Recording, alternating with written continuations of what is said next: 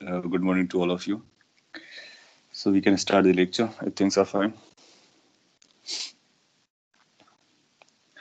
Let me recall you. हम लोग vectors पढ़ रहे हैं.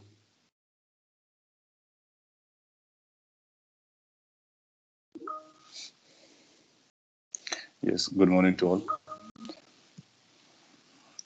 Vectors में अभी तक क्या पढ़ा हुआ है मैं आपको एक बार ब्रीफ अप कर देता हूँ, फिर उसके आगे पढ़ाता हूँ. Vectors में आपने जो लर्न किया है that was a representation of a vector. How we can represent करने के आपके पास multiple ways हैं. One way is writing A, which is going to be the magnitude into direction. Another way that you have learned is by drawing it as a arrow or initial point, that is tail point and head point. फिर इनको position vector नाम से जाना था आपने जब अगर ए को ओरिजिन कर देते हैं. So if you place a at so B point जिसका लोकेशन बताएगा that becomes position vector. So दूसरा टर्म जो आपने लर्न किया दैट वाज पोजीशन वेक्टर. और किसी भी पॉइंट के लिए हम पोजीशन वेक्टर को ओपी पॉइंट बोल सकते हैं या ओपी वेक्टर बोल सकते हैं. ओ ए भी बोल सकते हैं, जो भी नाम दिया जाए पॉइंट का. लास्ट क्लास में आपने डिस्प्लेसमेंट वेक्टर के बारे में देखा था. कोई भी वेक्टर अगर डिस्प्लेसमेंट वेक्टर की तरह आप यूज कर रहे हो, जैसे कि लेट से ए बी वेक्टर है, सो ये ए से बी की तरफ जाता है जैसे कि ये बनाया गया. इसको हम लोग ऐसा लिख सकते हैं कि position vector of B minus position vector of A. यहां तक आपने लर्न कर रखा है और इसी को हम लोग आगे कैरी करेंगे. So till now we know how to write a vector और रिप्रेजेंट अ वेक्टर. उसका मैग्नीट्यूड क्या होता है, उसका डायरेक्शन क्या होता है. मैग्नीट्यूड कभी नेगेटिव नहीं होगा, इस बात का ख्याल रखना है. तो जब कोई माइनस साइन आया करेगा वो डायरेक्शन के साथ एसोसिएट होगा. मोर ओवर आपने ये भी लर्न किया है कि जो आई कैप जे कैप के कैप है ये स्टैंडर्ड डायरेक्शंस हैं जो कि एक्स डायरेक्शन वाई डायरेक्शन और जेड डायरेक्शन को रिस्पेक्टिवली रिप्रेजेंट कर रहे होते हैं. अनदर इम्पोर्टेंट पॉइंट वाज कि अगर हम किसी वेक्टर को माइनस से मल्टीप्लाई कर देते हैं तो वेक्टर की डायरेक्शन बदल जाती है. या फिर ऐसा बोला जाए कि अगर किसी यूनिट वेक्टर में माइनस से मल्टीप्लाई कर देते हैं तो वो अपोजिट डायरेक्शन को रिप्रेजेंट करता है.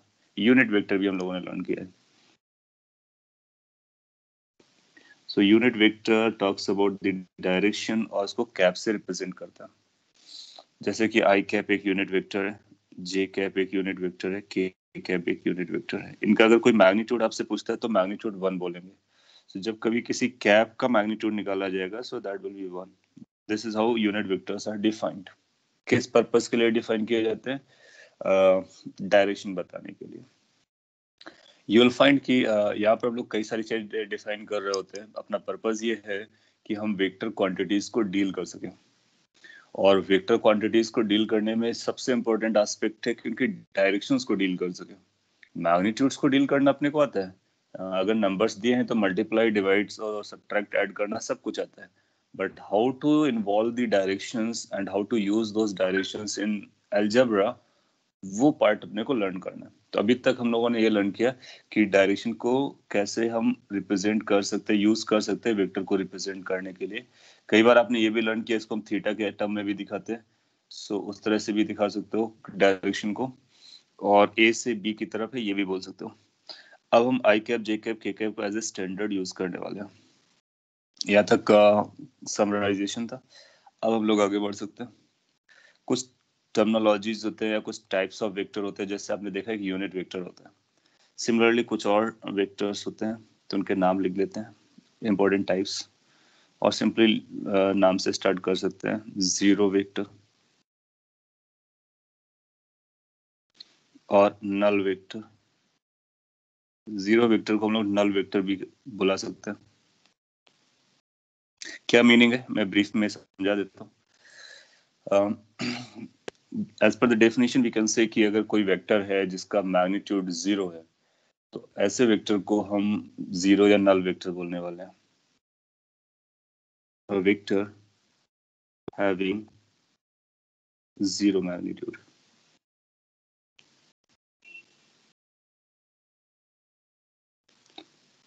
लास्ट क्लास में अगर आपने लास्ट लेक्चर देखा, सॉरी लास्ट पार्ट अगर देखा, ऑब्जर्व किया हो, तो लास्ट पार्ट में एग्जांपल था जिसका आंसर 0 आ रहा था। तो हम उसको 0 वेक्टर लिखते हैं। तो 0 वेक्टर का मतलब वो उसका मैग्नीट्यूड क्या होना चाहिए? 0 होना चाहिए। अगर कोई नल वेक्टर है ना, तो उसके इसमें हम डायरेक्शन डिफाइन नहीं करते हैं। सो ऐसे वेक्टर की डायरेक्शन कभी आपसे पूछ लेगा तो आप बोलोगे direction can not be determined और कैन नॉट बी डिफाइंड।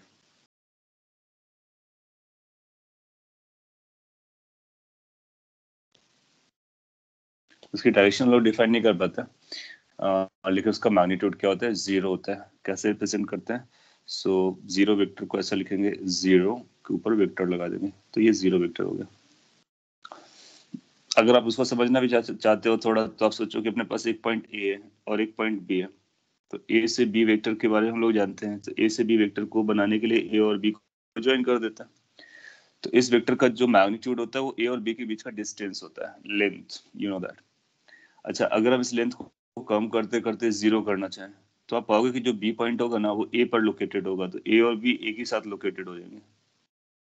तो फिर हम एरो नहीं बना पाएंगे कि हमारा जो टेल है वो ए पर है, हेड जो है वो बी पर है, लेकिन ए और बी एक ही लोकेशन पर है। So here it will be difficult to draw the arrow. And since we are not able to draw the arrow, that means we are not able to say in which direction we are moving from A to B.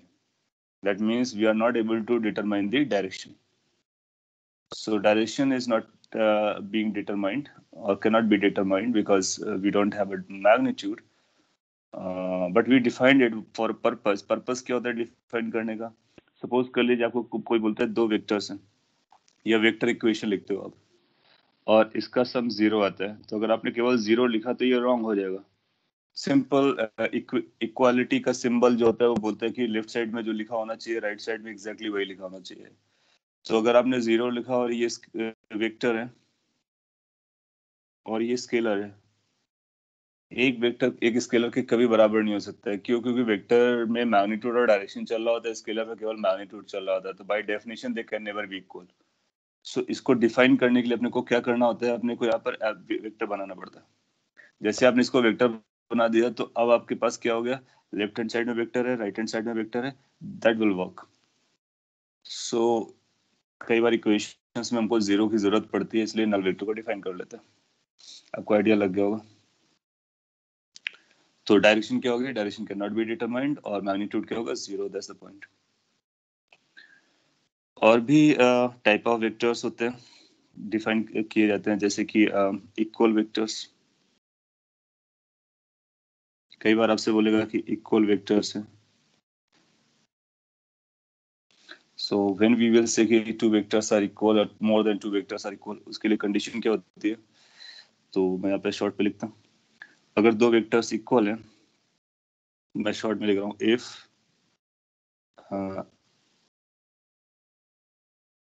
a equal to b, या फिर ऐसा लिखे if magnitude of a is equal to magnitude of b। मैं mod नहीं लगा रहा हूँ, इसका मतलब मैग्नीट्यूड है, as well as direction of a is equal to direction of b। सो अगर दो वेक्टर्स है जिनके मैग्नीट्यूड्स बराबर है, उनकी डायरेक्शंस बराबर होगी, तो फिर हम ये क्लेम कर सकते हैं, then we can claim vector A is equal to vector B. So this is how we say they are equal vector.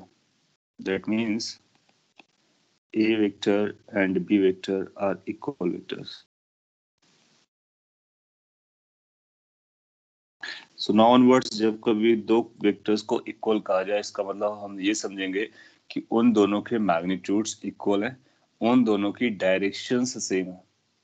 So since vector has magnitude and direction, the equality means equality goes for both magnitude as well as direction. अगर कोई भी एक चीज equal नहीं हुआ तो उसको हम इक्वल वेक्टर नहीं कहने वाले। ये बोथ वेज ट्रू है। दैट मीन्स अगर इक्वल वेक्टर्स होंगे तो इनको होना चाहिए मैग्नीट्यूड और डायरेक्शंस बराबर होने चाहिए, और अगर मैग्नीट्यूड एंड डायरेक्शंस बराबर है तो इक्वल वेक्टर्स बनेंगे। दैट मीन्स ये बोथ वेज ट्रू है। समझ में भी आ रहा होगा, सिंपल टर्मिनोलॉजी है। Excuse me sir. Yes sir आप इक्वल वेक्टर्स का एक एग्जांपल दे सकते हो? इक्वल वेक्टर्स का एग्जांपल ले सकते हैं। कोई भी एग्जांपल पकड़ लो जिसकी मैग्नीट्यूड और डायरेक्शन से बराबर हो जाए। पहले तो मैं आपको पिक्चर वाइज दिखा देता हूँ। जैसे कि अगर ये एक वेक्टर है आपके पास ए और बी, और एक वेक्टर आपने यहाँ पे ड्रॉ कर दिया सेम मैग्नीट्यूड का, सेम डायरेक्शन का, दैट मीन्स उसकी लेंथ भी वही है और उसका डायरेक्शन भी वही जा रहा है, पैरेलल है। So that can be an example. So हम यहाँ पे बोलेंगे A B vector is equal to C D vector, और इनफैक्ट ये उससे भी मैच करता है कि जब हम एक वेक्टर को ट्रांसलेट करके कहीं और ले जाते हैं तो वेक्टर चेंज नहीं होता है। दैट मीन्स ट्रांसलेटेड जो वेक्टर होगा उसका मैग्नीट्यूड बराबर है, उसका डायरेक्शन बराबर है, that means that is fulfilling this condition, hence the two vectors are identical और equal. Get my point? Yes, sir. Okay, so once you got this equal vectors, we can have another called opposite vectors.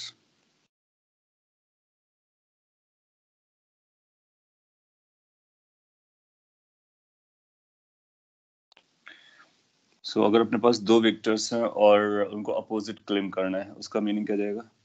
So इसका meaning होगा if magnitude of a vector is equal to magnitude of another vector as well as direction of a vector is negative of direction of B.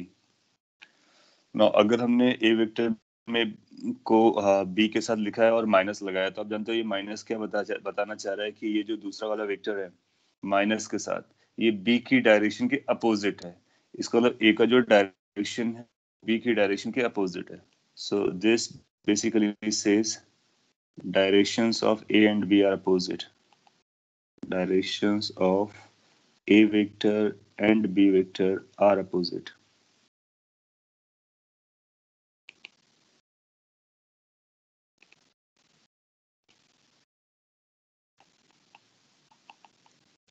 और इसका मतलब क्या है? Magnitude of vector A and magnitude of vector B are equal. So अगर magnitudes बराबर हैं, directions opposite हैं, then we will say कि A and B are opposite vector. तो इसको मैथमेटिकली कैसे लिखेंगे? A vector is equal to minus B vector. So when we say A vector is equal to minus B vector, that means A vector का magnitude B vector के बराबर चल रहा है, लेकिन ए की जो डायरेक्शन है वो बी की डायरेक्शन के अपोजिट चल रही है। ऐसे वेक्टर्स को हम लोग अपोजिट वेक्टर बोलते हैं। That is a vector and b vector are opposite vector.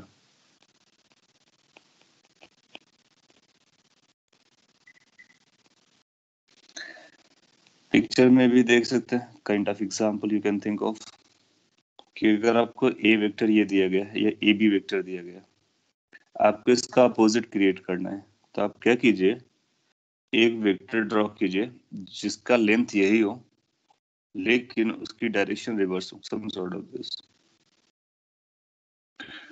और लेट्स से ये सी से स्टार्ट होता की तरफ जाता है, सी टेल है, डी इसका हेड है।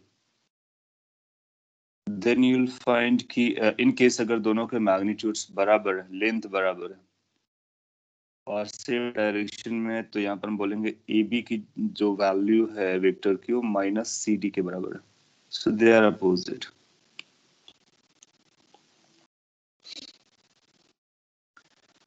कॉपी कर लीजिए, अभी शेयर द स्क्रीन आपने बोला है।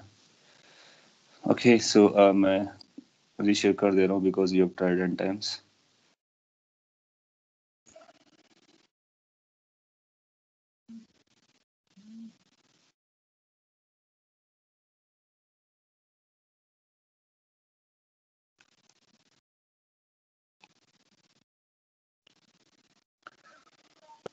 ओके, विजिबल होना चाहिए स्क्रीन आपकी, स्क्रीन पर। आपने इक्वेशन भी लिखा मीन टाइम में, a vector is equal to minus b vector, then can we say that vector a plus vector b equal to 0? Yes, we can say so. तो इसको हम लोग ऐसा भी लिख सकते हैं, इसको सेट ट्रांसफर कर दो, तो जो ट्रांसफर वाले रूल्स होते हैं वो हमारे प्रॉपर चल रहे होते हैं, जैसे कि वहाँ पर जब स्केलर पे चलता है। तो इस चीज को आप ऐसा भी लिख सकते हो, a vector plus b vector is equal to 0, 0 vector. वो वेक्टर लिखेंगे टू बी प्रिसाइज। हाँ, आपने जीरो वेक्टर लिखा गुड। इसका मतलब हम इसको इस तरह से भी लिख सकते हैं। सो ये जो लिखा जाएगा वो इक्वेशन के फॉर्म में हो जाएगा, ये इक्वालिटी के फॉर्म में। So either of the two way you they will have the same meaning. Can we do same for directions? यहाँ पर भी कर सकते हो, परफेक्टली कर सकते हो। इसको भी आप ऐसे लिख सकते हो, A cap plus B cap equal to 0। A cap plus B cap equal to vector या फिर 0। जीरो कैप नहीं बोलेगा उसको, जीरो वेक्टर, जीरो लिख देंगे। लूज सेंस में कई बार आपको जीरो लिखा मिलेगा तो चलेगा, बट अगर कभी जरूरत पड़े तो हम क्लियरली बोलेंगे उसको वेक्टर होना चाहिए। इसको भी आप लिख सकते हो, इसको क्या लिख सकते हो, a minus B equal to 0। That means mod a minus mod of b equal to 0। You can write this कि सारा एक तरफ लेके आओ और दूसरी तरफ 0 लेके जाओ ना। इस पे जब 0 लिखोगे तो एरो नहीं लगाने का, क्योंकि ये नंबर्स का डिफरेंस है। नंबर का डिफरेंस नंबर आता है। जब कभी डायरेक्शन इन्वॉल्व होगी तो हमको डायरेक्शन देने का, दैट मीन्स वेक्टर देने का। तो ये जो कैप वाली इक्वेशन है ना, ये वेक्टर इक्वेशन है, और ये जो इक्वेशन है ना, ये स्केलर इक्वेशन है। तो स्केलर में नंबर्स केवल ट्रीट कर रहे होते हैं, और वेक्टर्स में हम मैग्नीट्यूड एंड डायरेक्शन ट्रीट कर रहे होते हैं। तो ये जो इक्वेशन है ये वेक्टर इक्वेशन है। तो जब कभी एरो लगा हो या कैप लगा हो, इसका मतलब है वो वेक्टर है। ये फिर बुक्स में कई बार बोल्ड लेटर से लिखते हैं, तो उसका भी मतलब हम वेक्टर समझेंगे। So we can write them in one side, और जीरो दूसरी साइड भी कर सकते हैं। और भी कई सारे टर्म्स आते हैं, तो कुछ हमारे लिए इंपॉर्टेंट है तो उनको लिख देता हूँ मैं, जैसे पैरेलल वेक्टर्स। तो अगर आपको दो वेक्टर्स दिए गए कंपेयर करना है और बोलना है कि वो पैरेलल होंगे, तो कैसे बोलेंगे? पैरेलल बोलने के लिए आपको एक कंडीशन देखनी होगी कि क्या उन दोनों की डायरेक्शंस बराबर है। सो अगर ए वेक्टर और बी वेक्टर सेम डायरेक्शन को पॉइंट आउट कर रहे हैं, magnitudes may be equal, may not be equal. So only this one condition: if direction of A is equal to direction of B, then we will say कि vector A is parallel to vector B। मैं language कम लिख रहा हूँ, mathematical language ज्यादा लिख रहा हूँ। सो आप समझ रहे होगे कि if direction of A is equal to direction of B, that means if the two vectors are in the same direction, then we will say the two vectors are parallel to each other। और example के लिए या pictorially दिखाने के लिए आप ऐसा दिखा सकते हो, अगर ये आपका ए वेक्टर है और एक ये दूसरा वेक्टर बी है, या कोई भी है, तो ये दोनों पैरेलल हो गए। इसमें डायरेक्शंस सेम होनी चाहिए, that's necessary condition. Magnitudes may be equal, may not be equal. इसका मतलब जो इक्वल वेक्टर्स हैं वो सबसेट हैं पैरेलल वेक्टर्स के। सबसेट का मतलब उसके अंदर, लेट मीन्स जितने भी इक्वल वेक्टर्स होंगे ना, वो सारे के सारे पैरेलल वेक्टर को की कैटेगरी में रहेंगे। That means all the equal vectors are parallel vectors. ये स्टेटमेंट करेक्ट हो जाएगा। लेकिन अगर स्टेटमेंट बोलता है कि क्या all parallel vectors are equal vectors, तो फिर ये हो जाएगा, क्योंकि all parallel will not be equal. क्योंकि ए और बी का मैग्नीट्यूड बराबर होगा तभी इक्वल होगा, अदरवाइज वो इक्वल नहीं होगा। तो इस तरह की लैंग्वेज यूज करते हैं कभी कभी, तो इससे आपको पता चलता रहेगा कि उनको किस तरह से आंसर करने हैं। इसी का काउंटर वर्जन होता है, तो उसको एंटी पैरेलल बोलते हैं, anti parallel vectors. Anti parallel vector अब आपको समझ में आ गया होगा, कब कब बोलेंगे? जब डायरेक्शन ऑफ ए और डायरेक्शन ऑफ बी अपोजिट हो, तो उनको हम लोग एंटी पैरेलल बोलेंगे। then vector A and vector B are antiparallel।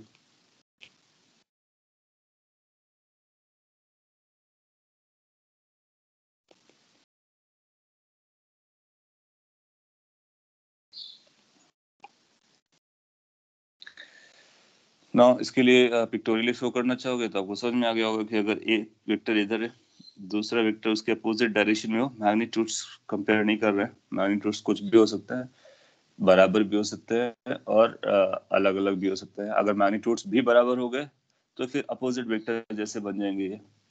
सो इस तरह को हम लोग एंटी पैरेलल बोला करेंगे। तो एंटी पैरेलल जैसे ही बोला इसको तो डायरेक्शंस आर अपोजिट, पैरेलल बोला तो directions are equal, that's the point.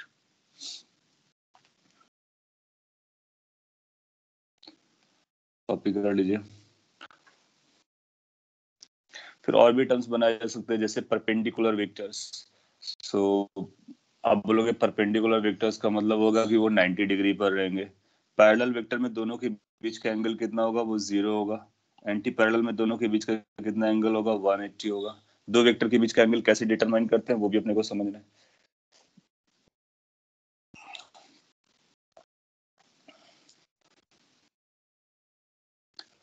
तो आपने लिखा opposite vectors are also anti parallel. Yes, opposite vectors are anti parallel, but all anti-parallel vectors are not opposite vectors.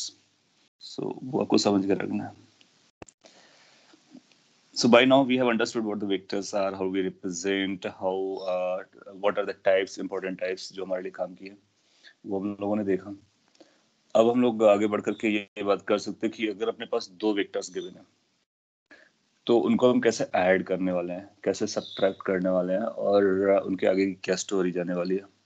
तो ऐड और subtract करने से पहले एक छोटा सा पॉइंट है, वो भी अपने आप में काफी इंपॉर्टेंट है, जिसका नाम अभी लिया, एंगल बिटवीन टू वेक्टर्स। तो उसको अलग से समझ लेते हैं। एंगल बिटवीन टू वेक्टर्स, इसको भी आप एक बार में अच्छे से समझने का, अदरवाइज कंफ्यूजन रहता है और फिर क्वेश्चंस रॉन्ग होता है। सो इन केस अपने को दो वेक्टर्स दिए जाए और पूछा जाए कि उनके बीच का एंगल बताइए। सो लेट्स से अपने पास एक वेक्टर ये है और दूसरा वेक्टर मे बी लाइक ये है। जनरल वे पे स्टार्ट करते हैं। ये वेक्टर ए है और ये वेक्टर बी है और आपसे पूछता है इन दोनों के बीच का एंगल बताइए।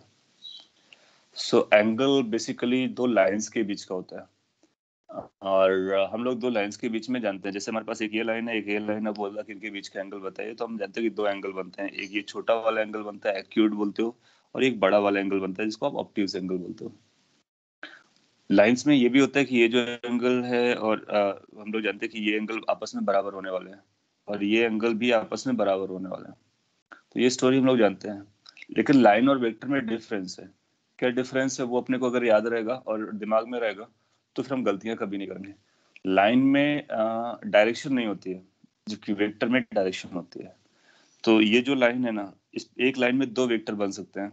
इसको इधर एरो बना दिया तो इधर वेक्टर बन जाएगा, अगर हमने इधर एरो लगा दिया तो इधर वेक्टर बन जाएगा। सो एक लाइन में दो डायरेक्शंस होती हैं, इसका मतलब दो वेक्टर्स बनाए जा सकते हैं। जब हम लोग angle between the two vectors बोलते हैं तो ये डायरेक्शन हमारे लिए इंपॉर्टेंट रोल प्ले करती है। तो उस डायरेक्शन के साथ कैसे मेजर करते हैं वो मैं आपको बताता हूँ। जब कभी आपको वेक्टर्स के बीच का एंगल निकालना हो तो आपके पास एक फैसिलिटी है, वो ये फैसिलिटी है कि हम किसी भी वेक्टर को ट्रांसपोर्ट कर सकते हैं, एक लोकेशन से दूसरे लोकेशन ले जा सकते हैं without changing the direction and magnitude.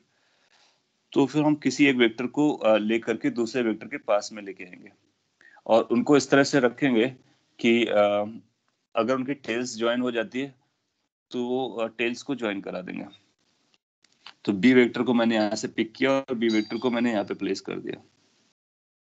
जैसे हमने बी वेक्टर को यहाँ पे प्लेस किया तो अब उनके बीच का जो एंगल बन रहा होगा, कौन सा एंगल, जहां पर वो दोनों आउटवर्ड्स जाते नजर आएंगे। सो टेल्स जैसे ही आप ज्वाइन कराओगे तो अपने को क्लियर हो जाएगा कि ये जो एंगल है, इस एंगल को एंगल बिटवीन द वेक्टर्स बोलने वाले हैं। So whenever the two vectors are joined by tails, whatever the angle they are making, तभी भी दो एंगल्स बनेंगे, एक बड़ा वाला एंगल बनेगा एक छोटा वाला एंगल बनेगा। अपने को कौन सा पकड़ना है, छोटा वाला एंगल पकड़ना है, दोनों में से जो छोटा हो। अच्छा, तो अपने को कैसा समझना है कि अगर दोनों के एरोज बाहर की तरफ जा रहे हैं फिर उनके बीच का जो एंगल है वो चलेगा। अगर आपने टेल्स नहीं भी ज्वाइन की, सपोज के लिए अपने पास ये वेक्टर था, आपने बी को ऐसे रख दिया, चलेगा। अपने को बस ये देखना है कि जो आउटवर्ड्स एरोज हैं उनके बीच का छोटा वाला एंगल कौन सा चल रहा है। आप चाहो तो इसको यहाँ पर भी रख सकते हो, उसके हेड पर भी रखोगे तब भी चलेगा। तो अगर ये ए है और आपका ये बी है तो इसको आगे प्रोड्यूस करो, इस एंगल को थीटा बोलो। इसको थीटा नहीं बोलेंगे, वो रॉन्ग हो जाएगा। आउटवर्ड डायरेक्शंस के बीच का जो एंगल होता है that is called angle between the vectors. मैं ये लास्ट वाले एग्जांपल को फिर से बोलता हूँ। अगर आपने फर्स्ट के हेड पर सेकंड के टेल को रखा तो आपको ऐसा लग सकता है कि ये एंगल हमारा एंगल बनेगा दो वेक्टर्स के बीच का। तो this is not the correct angle between the two vectors. कौन सा एंगल होगा? आप उसकी डायरेक्शन को आगे एक्सटेंड कर दो। ये आउटवर्ड डायरेक्शन है ए का, ये आउटवर्ड डायरेक्शन है बी का, इनके बीच का जो एंगल बन रहा है, this angle is going to be theta. ये थीटा होगा, ये थीटा बिटवीन द एंगल है, इसको एंगल बिटवीन द वेक्टर्स नहीं बोलेंगे। वो बनेगा हमारा कितना, pi minus theta, 180 minus theta. So angle between the two vectors का मतलब हुआ थीटा। लाइंस के बीच में दो एंगल होते हैं, दोनों को हम मेजर कर सकते हैं, लेकिन वेक्टर्स के बीच में हमको एक एंगल बताना होता है। और कौन सा बताना होता है? जो आउटवर्ड डायरेक्शन के बीच का होता है। आपने कुछ लिखा हुआ है, मैं आपको वो पढ़ता हूँ, फिर इसके बाद में एक दो एग्जांपल से इसको क्लैरिफाई कर देता हूँ। Can we connect the head on head to their tail of others? Head of one, हाँ, हेड ऑफ वन और टेल ऑफ अदर से भी कनेक्ट करोगे तो फिर आपको इस तरह से वॉच करना है। टेल ऑफ टेल, टेल और टेल कनेक्ट करोगे तो इस तरह से वॉच करना है। बीच में कहीं कनेक्ट करोगे तो इस तरह से वॉच करना है। In any case you need to see outward directions. Don't go for the magnitude, या मैग्नीट्यूड नहीं मैटर करता है, क्योंकि एंगल मेजर करने के लिए डायरेक्शन मैटर करती है। तो आउटवर्ड डायरेक्शंस के बीच में जो छोटा वाला एंगल बनता है, या उसी को हम पकड़ते हैं। आपने फर्दर लिखा है angle between tail and angle between head and and both are angle between vectors.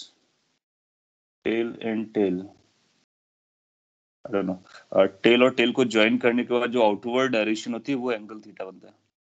अगर आप हेड और हेड ज्वाइन करने वाले हो तब भी आपको क्या देखना होगा कि आपको ऐसा देखना होगा, सपोज कर इसी में आपने हेड और हेड ज्वाइन कर लिया था, बी को यहाँ पे ज्वाइन कर लिया था सपोज करो, तो अब ए और बी का हेड और हेड ज्वाइन हो गया ना।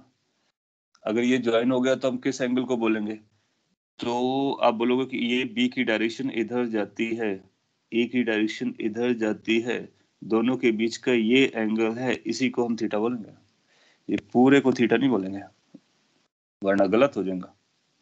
सो डायरेक्शंस के बीच का एंगल होता है, डायरेक्शंस में आउटवर्ड डायरेक्शंस आपको देखनी है। ये इस बात पे मैटर नहीं करेगा कि आपने वेक्टर्स को कैसे रखा है। हाँ, आपको ज्वाइन करना होगा so that you can easily draw, और आउटवर्ड डायरेक्शन कैच करके उसको पकड़ लेते हैं। हेड से हेड ज्वाइन किया तो आपको ऐसा दिखेगा, टेल से टेल ज्वाइन किया तो आपको ऐसा दिखेगा, बीच में कहीं ज्वाइन किया तो आपको ऐसा दिखेगा, हेड से टेल ज्वाइन किया तो आपको ऐसा दिखेगा। सारे और केसेस आपके सामने हैं, और सारे केसेस में मैंने थीटा को ड्रॉ कर रखा है। Can it be obtuse angle also or it is always acute? No, ये, हाँ, ये अच्छा क्वेश्चन है। ये obtuse भी हो सकता है।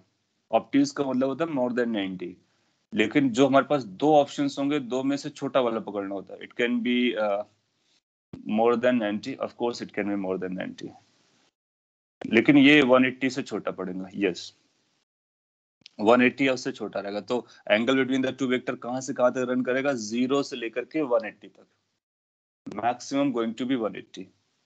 यस, सो कई बार आपसे पूछता है कि एंगल बिटवीन द वेक्टर कहां से कहां तक ले सकता है वैल्यूज, तो हम बोलेंगे 0 से लेकर के 180 की वैल्यू ले सकता है।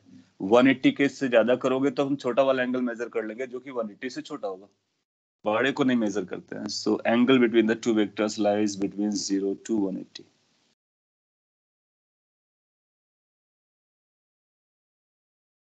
कुछ पिक्चर मैंने से रफ बनाया हुआ था, तो उसको थोड़ा सा बेटर कर देता हूँ। बाकी सारी पिक्चर्स को मैं रिटेन करके रखता ताकि आप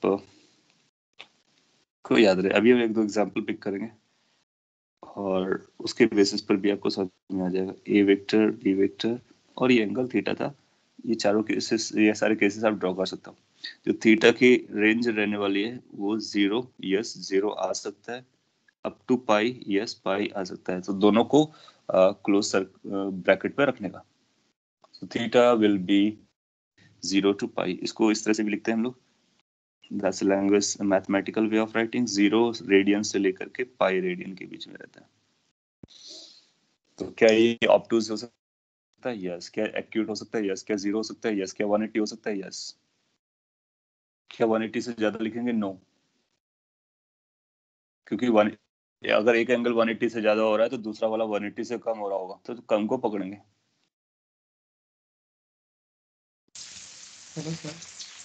यस। तो पहले केस में बी वेक्टर दूसरे वाले बी वेक्टर के पैरेलल है, तो ए और बी वेक्टर के हेड में जो एंगल होगा वो भी थीटा होगा ना, क्योंकि वो अल्टरनेट एंगल हो रहे हैं। हाँ, अगर आप अगर ये बोलना चाह रहे हो ये अगर थीटा है तो ये भी थीटा होगा, बिल्कुल होगा। हाँ, मेरा मतलब है वो एक्सटेंड करने की जरूरत नहीं आती फिर। आपका साउंड क्लियर नहीं है, इसलिए ऑडिबिलिटी कम है। और आप लिख सकते हो कि क्या है। मैं आपको ये क्लियर कर देता हूँ कि अगर ये एंगल थीटा है तो ये एंगल जरूर थीटा होगा, लेकिन ये एंगल हमारा थीटा नहीं है। That means this is not theta. Make sense? बाकी मैथ्स के जो रूल्स हैं वो सारे लगेंगे, मैथ्स के रूल्स इधर उधर नहीं होने वाले हैं। बट दो में से कौन से चूज करना वो मैंने बताया। एक एग्जांपल देता हूँ और सभी लोग उसका आंसर दीजिए, केवल एंगल को मेजर करने से है वो। लेट्स से कि अपने पास एक वेक्टर ये है और दूसरा वेक्टर ये है, और अपने को ये एंगल 60 डिग्री दिया गया है। ये ए वेक्टर है और ये बी वेक्टर है। आपसे पूछता है find angle between A and B.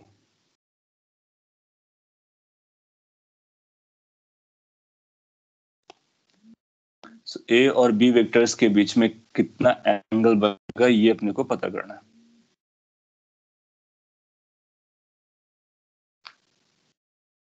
और जो एंगल बनेगा उसी का नाम थीटा होगा।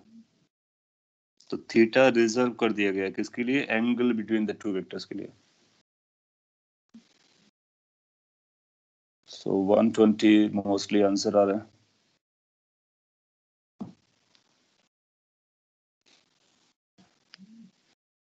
ये डिग्रीज में है तो डिग्रीज में आप दे रहे चलेगा। अब आप देखो ना कि आपको 60 डिग्री दिख रहा है, तो हम यहाँ पे थीटा को 60 डायरेक्टली बोल देंगे तो रिस्क हो सकता है, ये रॉन्ग हो सकता है, चेक करना पड़ेगा अपने को। तो चेक करने के पास हमारे पास क्या आइडिया है? आइडिया ये है कि आप इसको पिक करके कहीं और रखो या फिर बी की डायरेक्शन को बढ़ा लो। बी की डायरेक्शन इधर है, ये बी की डायरेक्शन है, ये ए की डायरेक्शन है। तो दोनों डायरेक्शन के बीच का जो एंगल है वही angle between the two vectors होता है। सो इन दोनों के बीच का जो डायरेक्शन के एरोज है वो मैंने आपको ड्रॉ करके बताया हुआ है। अब अगर ये डायरेक्शन इधर जा रहा है, ये इधर जा रहा है, तो इनके बीच का एंगल ये बनेगा। दूसरा एंगल आपको ये भी बनता हुआ नजर आएगा। तो ये 1 हो गया, ये सेकंड हो गया। लेकिन आप जो देखो ना, जो सेकंड बन रहा है वो इस डायरेक्शन के बीच में और इस डायरेक्शन के बीच में है, जो कि एक ही डायरेक्शन नहीं है। तो सेकंड को कैच नहीं करेंगे, फर्स्ट को क्यों कैच करेंगे? क्योंकि जो फर्स्ट बन रहा है वो इसकी ए की डायरेक्शन और बी की डायरेक्शन के बीच में है। तो जो थीटा बोलने वाले हैं वो डायरेक्शंस के बीच का एंगल होता है, माइंड इट। तो हम 2 को नहीं बोलेंगे, किसको बोलेंगे? 1 को बोलेंगे। तो हम बोलेंगे दिस एंगल इज थीटा। और एक बार आपने इसको थीटा लिखा तो इसकी वैल्यू तो हम पता कर लेंगे। इसकी वैल्यू 60 नहीं है, गारंटेड 60 नहीं है। इसकी वैल्यू कितनी है? तो थीटा का जो वैल्यू है वो 180 डिग्री माइनस 60 है। इसका तो theta must be equal to 120 degree. ये करेक्ट आंसर हो जाएगा आपका। वो ऑप्शन में आपको 60 डिग्री भी देगा, पहला ऑप्शन 60 डिग्री देगा। तो अपने को समझना है कि नहीं कौन सा एंगल है। You just measure the angle then see कि क्या वो outward direction of the two vectors के बीच में है। If yes, mark it. If no, find the outward direction angles, directions के बीच का angle. So theta is a very specific term in case of two vectors, और जब उनके बीच के एंगल की बारे में बात करते हैं। कॉपी कर लीजिए। और अभी बहुत सारे केसेस में हम थीटा मेजर कर रहे होंगे, यूज कर रहे होंगे, तो अब आपको इसी रूल को फॉलो करना है। आगे बढ़ सकते हैं और हम लोग एडिशन ऑफ टू वेक्टर्स के बारे में बात कर सकते हैं और वेक्टर एडिशन के बारे में बात कर सकते हैं।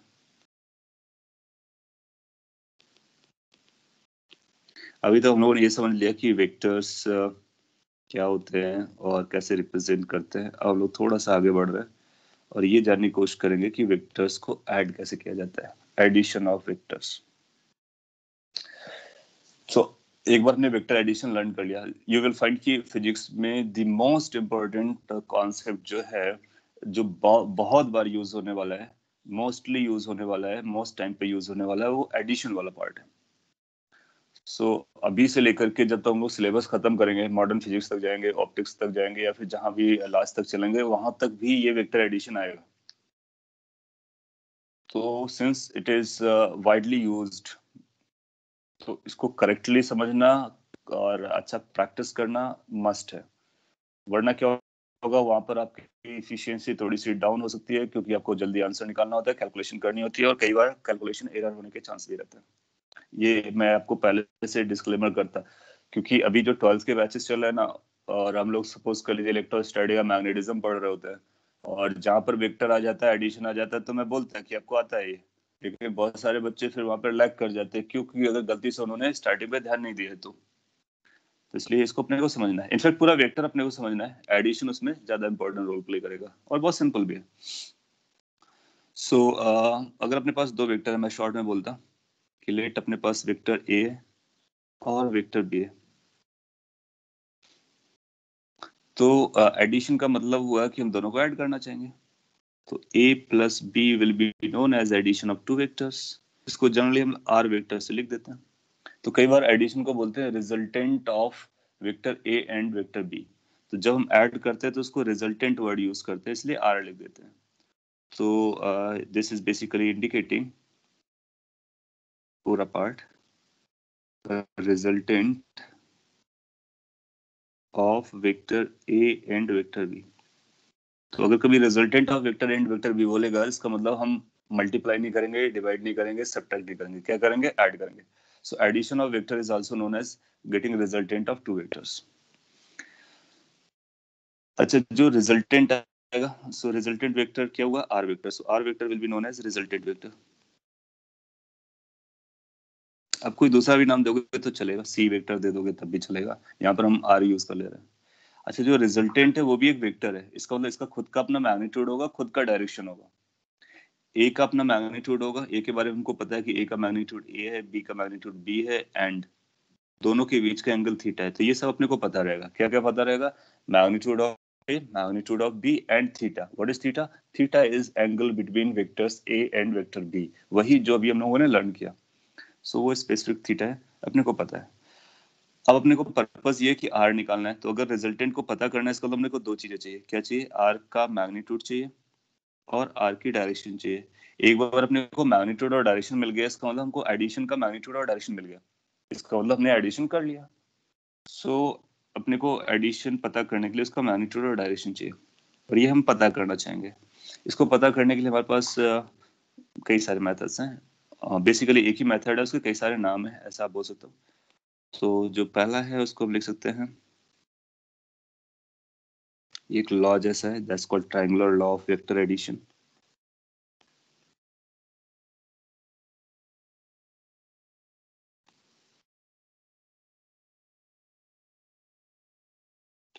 So vector addition का triangular law. How does it work? We will see.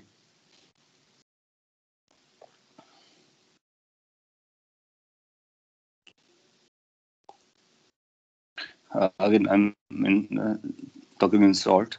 Let's say कि अपने पास vector A है और एक vector B है। B को मैं यहाँ ड्रॉ कर देता हूँ, कोई फर्क नहीं पड़ता,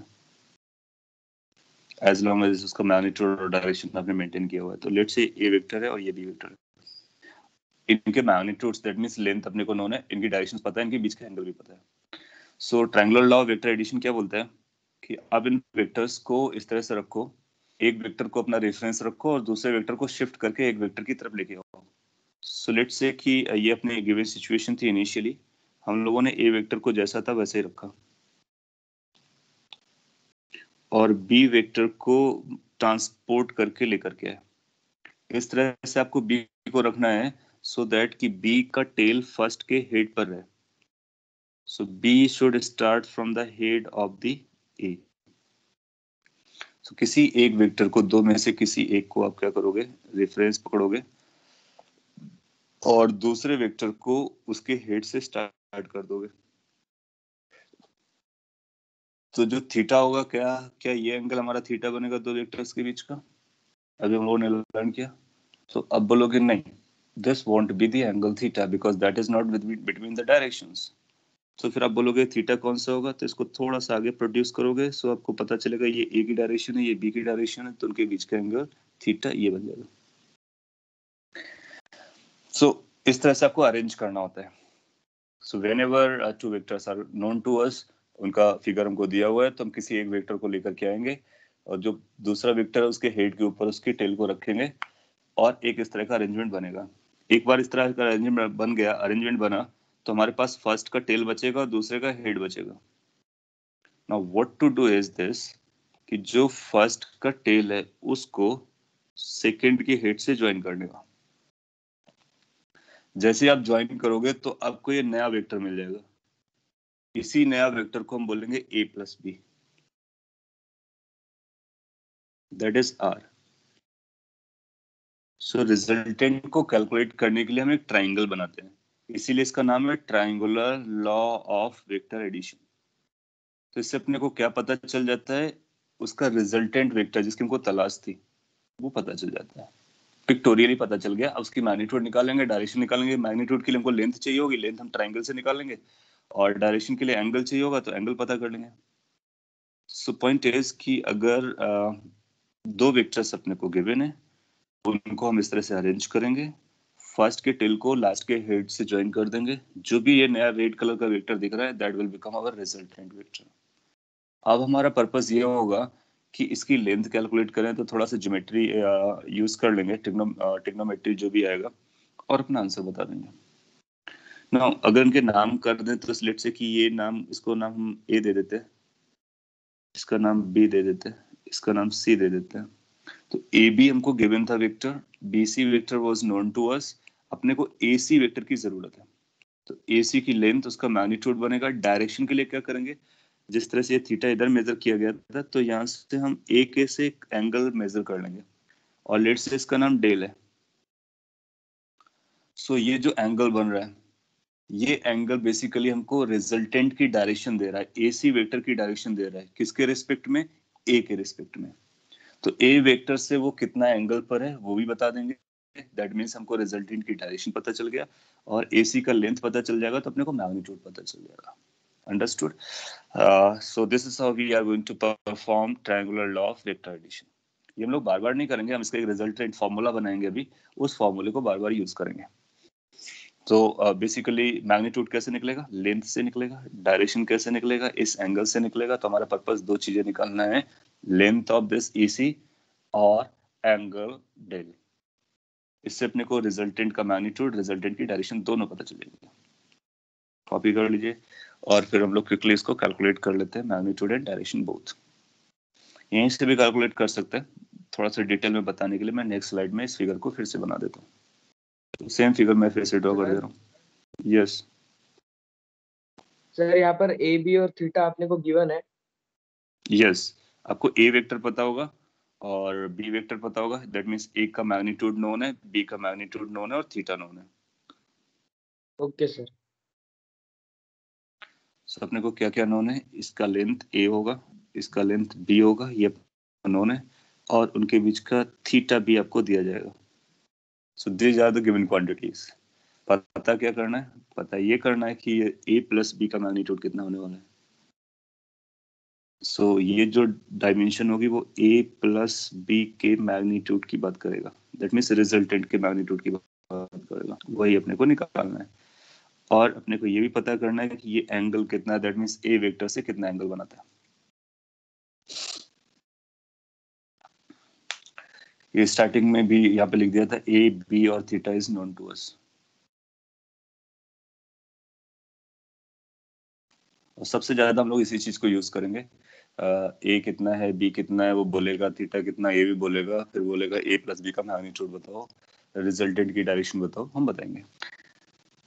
आपने लिखा है can be calculated by breaking components of B. Yes we can do so. इसको कंप्यूट करने के लिए हम लोग क्या करेंगे, इसका नाम ए दे देते हैं. मैथमेटिक्स को थोड़ा सा यूज, बी से एक प्रोजेक्शन डाल लो, सॉरी सी पॉइंट से ए बी वाली लाइन पे प्रोजेक्शन डाल लो. लेट्स से डी पर आता है, ये 90 डिग्री हो गया.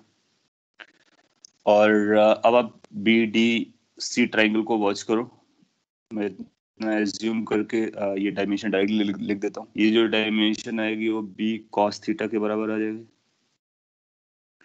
ये जो डायमेंशन आएगी that will become B sine theta. B और थीटा हमने को पता है, इसलिए बी और थीटा के टर्म में लिख दिया। अब आपको एक बड़ा सा राइट एंगल ट्राइंगल नजर आएगा। जो बड़ा सा राइट एंगल ट्राइंगल है ना, उसका एसी हाइपोटेनस है, that's all. So from figure को देख करके हम बहुत कुछ बोल सकते हैं। अपना पर्पस एसी निकालना था, तो एसी जो आएगा that is going to be under root AD का स्क्वायर प्लस डीसी का स्क्वायर बोल सकते हैं। Pythagoras theorem, simple theorem. अच्छा, एडी जो है वो A B plus B D है।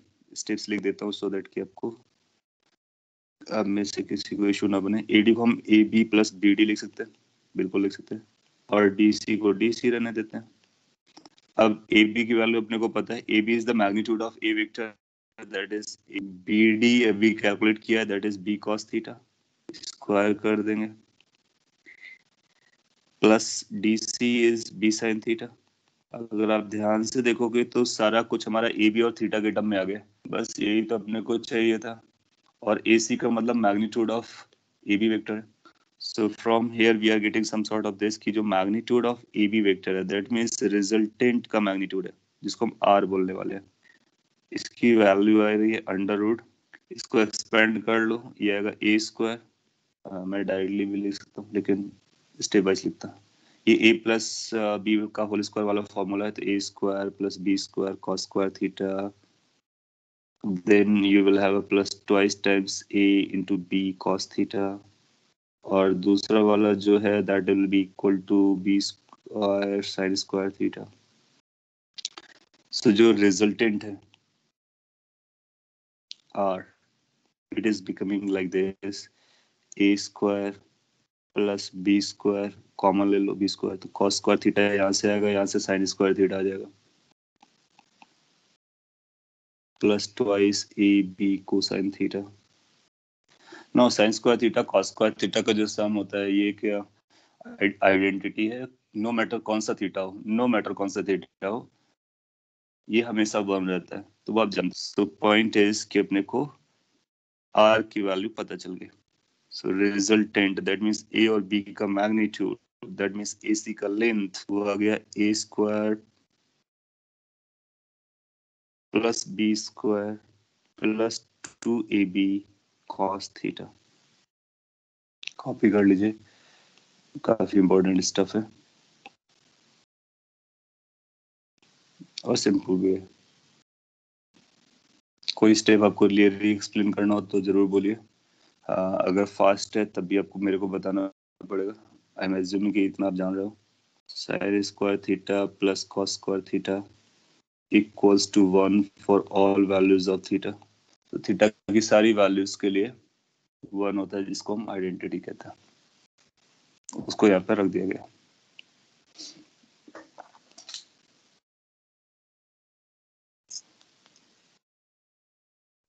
इसका मतलब है अगर अपने पास दो वेक्टर्स हैं, उनका एडिशन करना है, एडिशन के बाद उसका मैग्नीट्यूड पता करना है, तो a और b वेक्टर का मैग्नीट्यूड a प्लस बी नहीं होता है।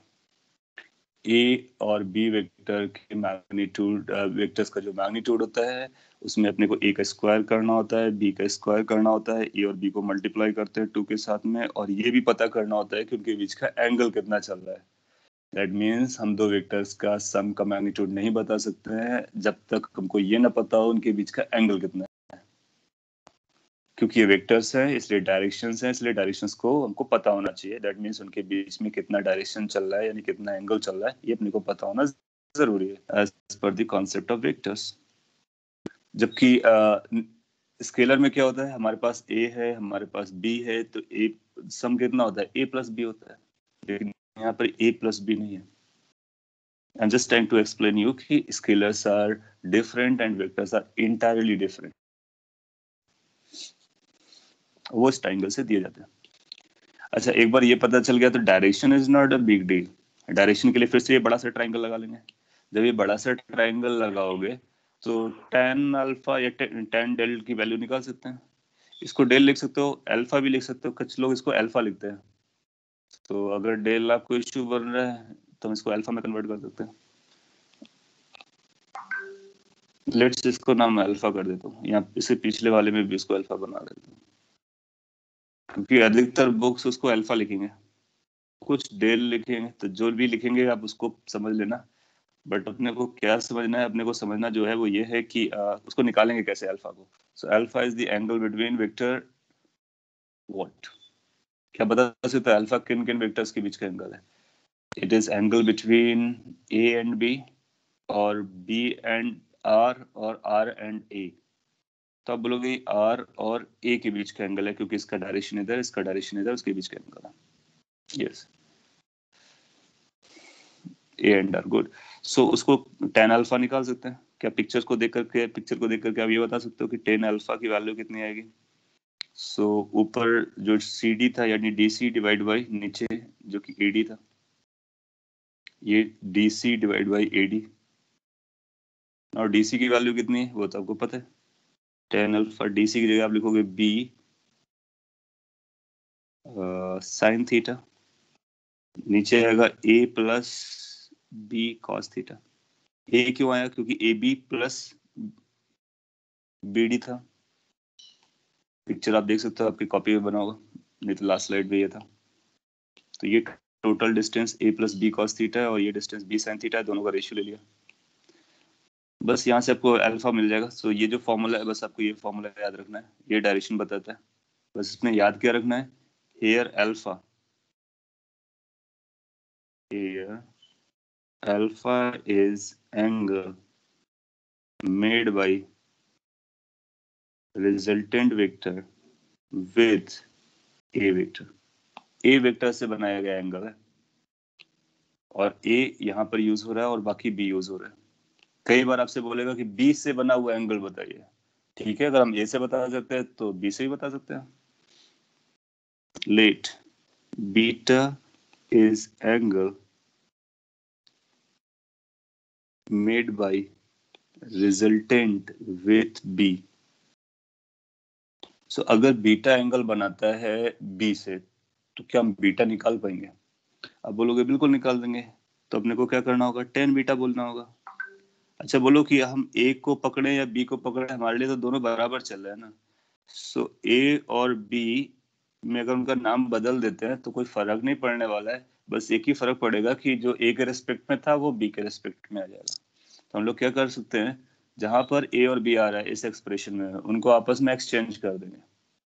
तो अगर ए और बी को एक्सचेंज करोगे तो जो एंगल आएगा वो अब बी से आना स्टार्ट हो जाएगा, जो कि पहले ए से आ रहा था। सो इसके लिए जो फॉर्मूला बन जाएगा, that will become A sine theta divide by A plus B cos theta. Sorry, A की जगह हमने को बी लिखना है, बी की जगह ए लिखना है, दैट्स ऑल। तो ये बनेगा B plus A sine theta, A cos theta. So in case अगर वो आपसे बी से एंगल पूछता है तो आप इसको यूज करोगे, ए से एंगल पूछता है तो ये यूज करोगे, जिससे एंगल पूछेगा उसको यहाँ पे रखेंगे, डिनोमिनेटर के साथ ऐड करेंगे, बाकी दूसरे वेक्टर के साथ साइन थीटा ऊपर कॉस थीटा नीचे करके लिखने वाले हैं। कॉपी कर लीजिए। तो पॉइंट इज कि हमको डायरेक्शन पता चल गया दोनों वेक्टर से, और मैग्नीट्यूड मिल गया, इसका मतलब अपने को रिजल्टेंट मिल गया। बीटा को अगर पिक्चर में दिखाना होगा तो कैसे दिखाएंगे, ये पिक्चर हमारे पास।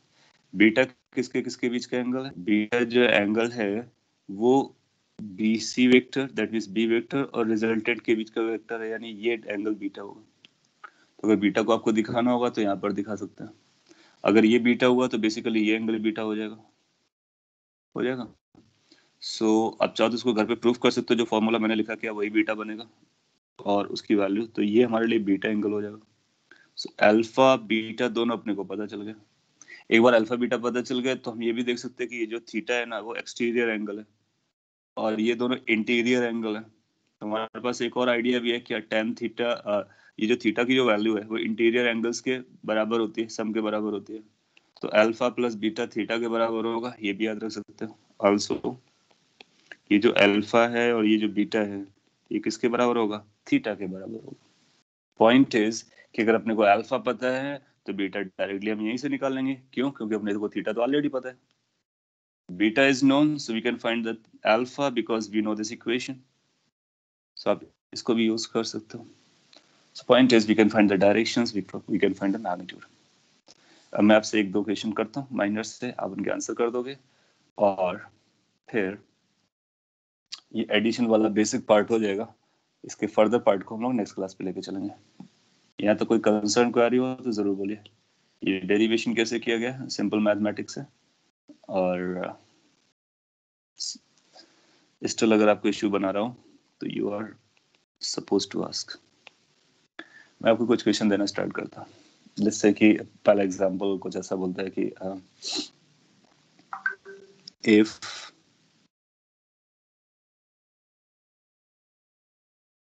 magnitude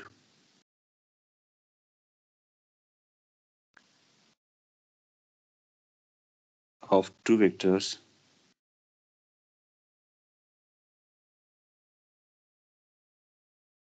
are equal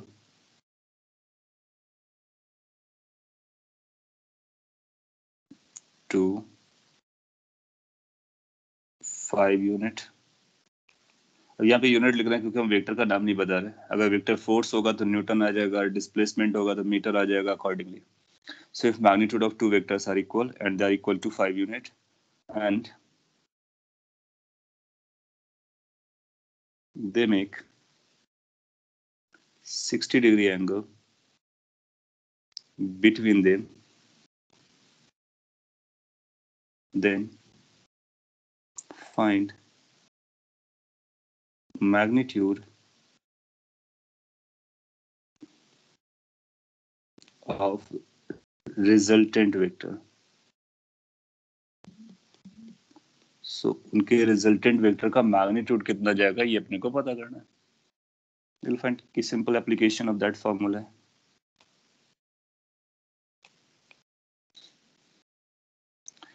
5√3 एक आंसर आ गया. सब कैसे प्रोसीड करोगे, आप ऐसा एज्यूम करोगे लेट वो दो वेक्टर है, वो ए है और बी है. ए की वैल्यू 5 दी गई है, बी की वैल्यू 5 दी गई है, उनके बीच का एंगल थीटा दिया गया है. काम हो गया. पूछा क्या गया, to find is R, that is basically mod of A plus B. ये अपने को पता करना है. फिर आपको दिमाग में आएगा कि क्या करना चाहिए, एडिशन करना चाहिए. एडिशन करने में क्या करते हैं आप जानते हो. तो आप बोलोगे सिंस वी नो दैट कि आर का फॉर्मूला जाता है कुछ ऐसा, A square plus B square plus 2ab cos theta. So this will become under root a square, which is 5 ka square plus 5 ka square plus twice 5 into cos 60. बाकी आप समझदार हैं. cos 60 की वैल्यू आप रखोगे तो हाफ हो जाएगी, 2 से 2 कैंसिल हो जाएगा, फिर 5 3 बार आएगा तो 5 बाहर आ जाएगा, √3 बचेगा. So 5√3 will become your answer. Isn't it simple? So अगर 5 + 5 करना है आपको वेक्टर में तो जरूरी नहीं कि 10 आए. कितना आया, 5√3 आया. कब, जब एंगल 60 है. एंगल बदलेगी, एंगल बदलेगा, वैल्यू बदलेगी. इसका मतलब डायरेक्शन बदलोगे तो हमारा मैग्नीट्यूड बदलता है. बिल्कुल बदलता है क्योंकि ये वेक्टर्स है. Excuse me sir. Yes sir जो आर का जो फॉर्मूला ए √a² + b² + 2ab cos², वो सेम रहता है हर जगह? cos स्क्वायर नहीं है, cos है और हर जगह सेम रहता है. यस. तो ये बहुत इंपॉर्टेंट फॉर्मूला है और बहुत बड़ा फॉर्मूला है. दैट मीन्स बड़ा इन द सेंस कि जब कभी दो वेक्टर्स की बात करी जाए, कभी भी, आज से लेकर के जब तक आपकी स्टूडेंट लाइफ रहती है और आपसे पूछता है कि उसका रिजल्टेंट का मैग्नीट्यूड बताइए, आप इसको यूज करने वाले हैं. दो वेक्टर्स के लिए लागू होगा. मोर देन टू वेक्टर्स के बारे में बात हो जाएगी तो फिर इसको नहीं लागू करेंगे. दो से ज्यादा वेक्टर्स हो जाएंगे क्योंकि हम एडिशन तो दो से ज्यादा का भी कर सकते हैं ना.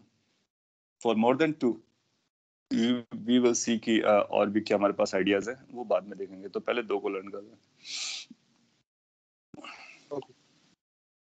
एक लास्ट क्वेश्चन और कर लेते हैं. आप अगर 2 मिनट स्पेयर करें.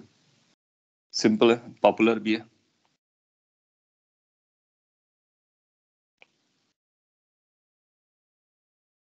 Find the magnitude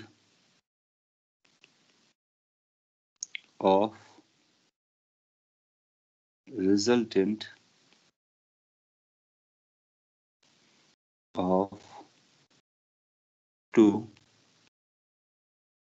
unit vectors if they make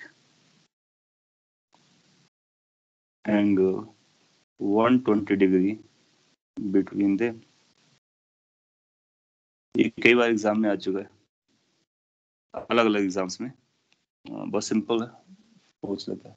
अपने पास दो वेक्टर्स हैं, दोनों यूनिट वेक्टर्स हैं, उनके बीच का एंगल 120 है, तो क्या आप बता सकते हो कि उनका मैग्नीट्यूड कितना आएगा? किसका? रिजल्टेंट का मैग्नीट्यूड।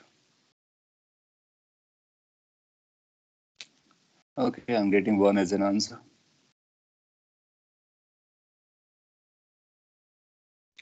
इसको हम ट्विस्ट करके पूछ सकते थे, लेकिन टाइम कम था इसलिए मैंने डायरेक्टली स्ट्रेट फॉरवर्ड पूछा। यहाँ पर आप बोलोगे कि ए वेक्टर यूनिट है तो इसका मैग्नीट्यूड 1, बी वेक्टर यूनिट है तो इसका मैग्नीट्यूड 1, उनके बीच का एंगल 120 हो गया। सो रिजल्टेंट कितना आ जाएगा? फॉर्मूले पे चले जाएंगे, 1 square plus 1 square plus 2 times 1 into cos 120। Cos 120 की कितनी वैल्यू होती है वो आपको पता होनी चाहिए।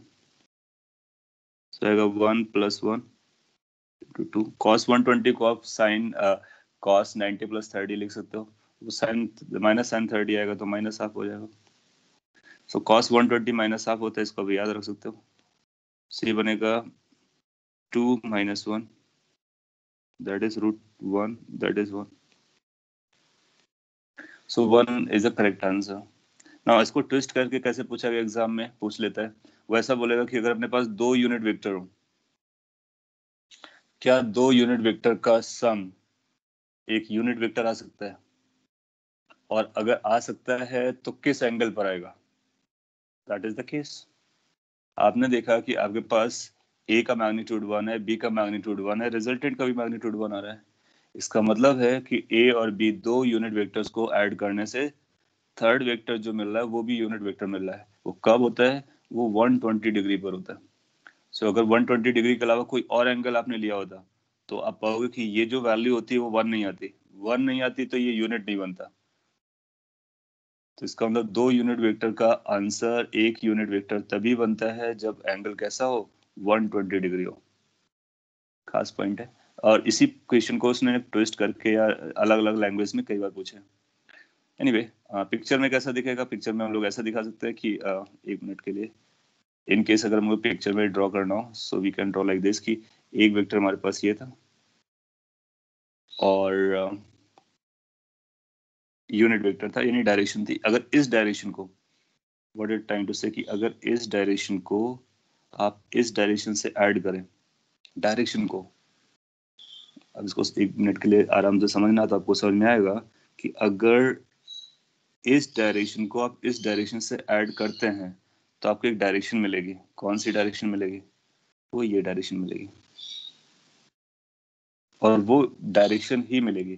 दैट मीन्स अगर आपका ये ए है, ये बी है, तो ये आपका आर बन जा रहा है।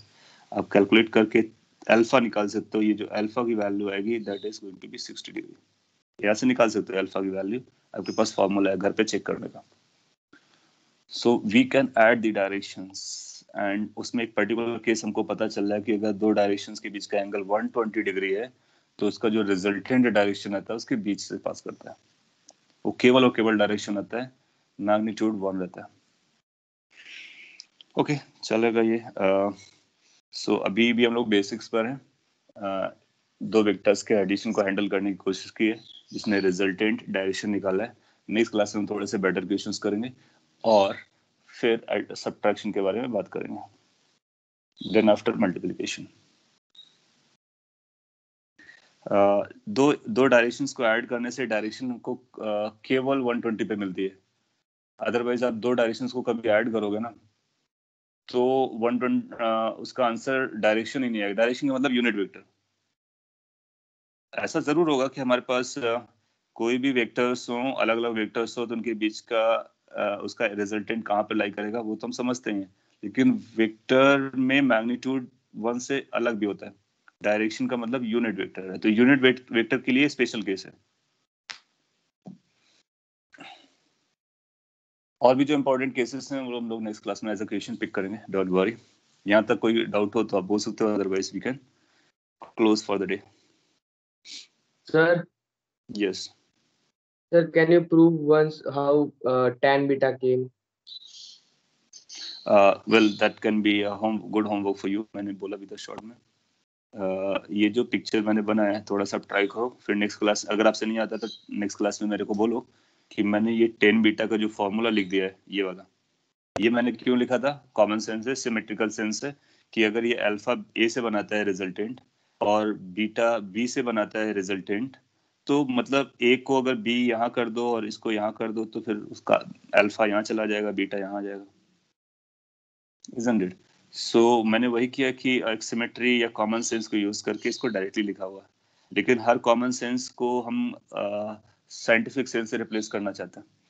तो पॉइंट है कि हम इसको प्रूफ करना चाहते हैं। तो प्रूफ करने के लिए आपके पास ये figure, use this figure, try to prove कि बीटा की वैल्यू वही आती है।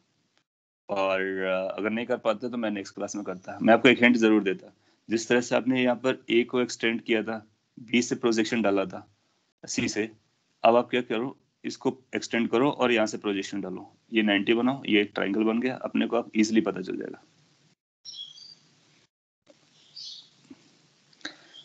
Okay, then you are asking if magnitude of both vectors to be added in same, then angle made by resultant is same with both vectors. If magnitude of both vectors to be added is same. Okay, yes, that's also kind of result कि अगर हम यहाँ पर जैसे आपने ये देखा ना, अब आप a का मैग्नीट्यूड 1 की जगह 5 लिख लो, b का 5 लिख लो, तो आंसर कितना आएगा? 5 आएगा और रिजल्टेंट बीच में आएगा। सो जब कभी सेम मैग्नीट्यूड्स के वेक्टर्स होंगे, सेम मैग्नीट्यूड्स के वेक्टर होंगे, तो रिजल्टेंट हमेशा बीच में जाएगा। वो आप यहाँ से प्रूफ कर सकते हो। कहाँ से? इससे। अगर ए और बी को बराबर कर लो, अब ये घर में प्रूफ कर लेने का। If A becomes equal to B, then answer should come what? tan theta by 2। That means alpha must be equal to theta by 2। कब? जब ए और बी आपस में बराबर हो जाते हैं। एक बार प्रूफ करने का, क्योंकि आप ट्रिग्नोमेट्री पढ़ चुके हो तो आप प्रूफ कर सकते हो। इस तरह क्वेश्चन पूछ लेता है। हम लोग इसको एज ए स्टेटमेंट लिखेंगे नेक्स्ट क्लास में, जैसे एग्जांपल पिक करते रहेंगे तो स्टेटमेंट लिखते रहेंगे। Okay, anything else to ask?